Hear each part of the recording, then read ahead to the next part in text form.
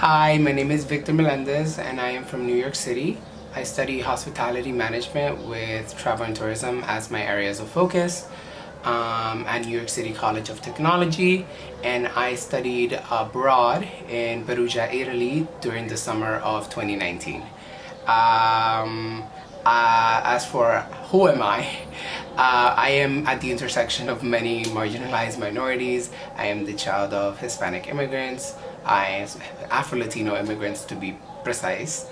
I am not only a first generation college student, I am going to be the first person in my family to have a bachelor's degree when I graduate next semester. Both of my parents dropped out of high school, so it's extremely important for me to get a college degree since their whole life they worked hard for me to have that chance. So yeah, I am also queer. I am also an atheist. And yeah, those are the things that make me unique when I studied abroad. As for while in Italy, I learned, I went with the expectations that I would only learn about Italian culture, Italian people, Italian things, because I'm studying abroad in Italy. But in my class, there were people from places so near, like there was a group of students who studied abroad in the same university as me who are from Virginia, a state that, I'm going to be completely honest, I barely know anything about, and I got to learn so much about my own country through going abroad to another continent. And then there were people who were from places far, far away that I've never encountered in my life. Even living in one of the most diverse cities in the world, there was a girl in my class from Uzbekistan. There was a boy from Korea. There was another man from Poland. There were. It was at the intersection of everything. There were groups of students from Egypt who I actually really got along with, even though we had a huge language barrier. But that didn't matter because at the end of the day, we're all humans, and we all have a pseudo universal language, and that's what I think I learned the most when in Italy, about the world, and about, yeah, we may look different, yeah, we may come from different places, but at the end of the day, we can all share similar values, we can all share similar loves for food, Italian food to be specific, for dancing, for reading, for tea, for wine. I don't know, there were many things that I fell in love with while I was there, and that other students did too, especially food. I hate to place so much emphasis on it, but come on, it was Italy. Now, as for my study abroad program, how it has impacted me up until this day. I mean, I went into that class because it was an immersion Italian intensive course.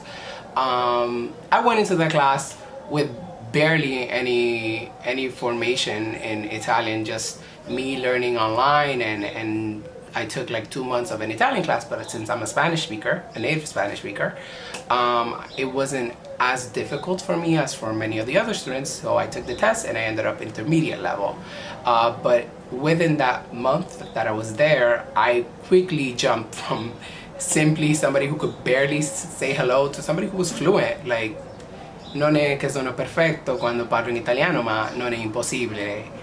Mi piace tantissimo la cultura, mangiare cose italiano, ci sono tante cose dell'Italia che mi piacciono. And now I'm going to take another course in Italian that's gonna actually certify me to be advanced level in Italian, which would be C1. So, I still, there's a lot of things that I could learn. I was only there for a month, so, the amount of Italian that I could learn is limited, but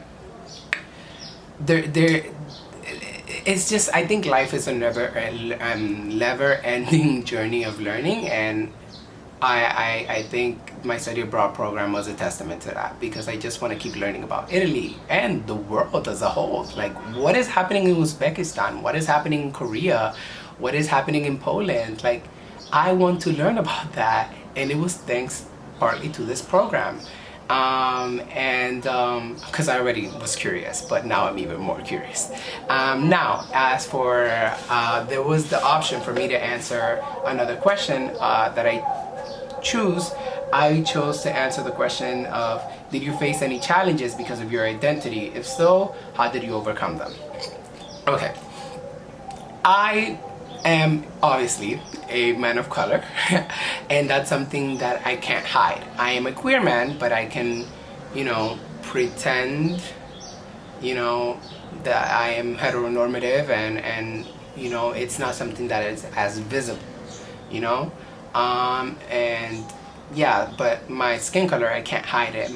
The texture of my hair, the size of my lips, the size of my nose, and I have had, through other scholarships and programs in my university, the opportunity to study abroad in other countries, and it has showed me that the dynamics of racism in each country is different.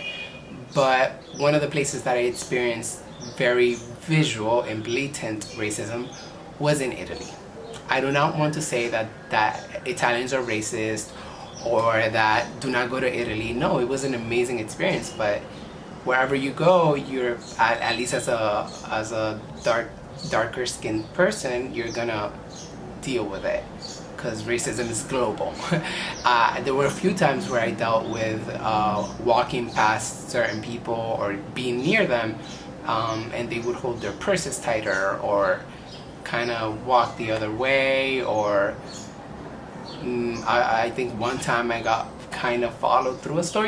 These are not pleasant experiences, but I think the fact that I'm going there to represent, even if I didn't want to, I'm representing people of color. So I think changing that image myself, even though that necessarily shouldn't be my job should just be to exist, but by existing, I change the image that people of color have. There were many times where, I'm kind of racially ambiguous, so people would just assume where I was from. They would assume that I was from Brazil, or that I was from Saudi Arabia, Morocco, Egypt, or barely ever would they guess the Dominican Republic, which is where I'm actually from, but reasonably so because it's a small country in the Caribbean that not a lot of people know about. But I'm also from the United States. But yeah, it was a challenge. How did I overcome them? I mean, it isn't something new to me. I've experienced racism before. Just simply dealing with them and showing them that I am also a human being. I mean, yes, there are people who steal, but there are people who steal of all races, not just darker people. Especially when I'm here to study abroad, I'm here on a scholarship. Like I'm not here to do anything evil. But yeah, I just overcame it by barreling through and making it work. And I am a Gilman scholar. Thank you.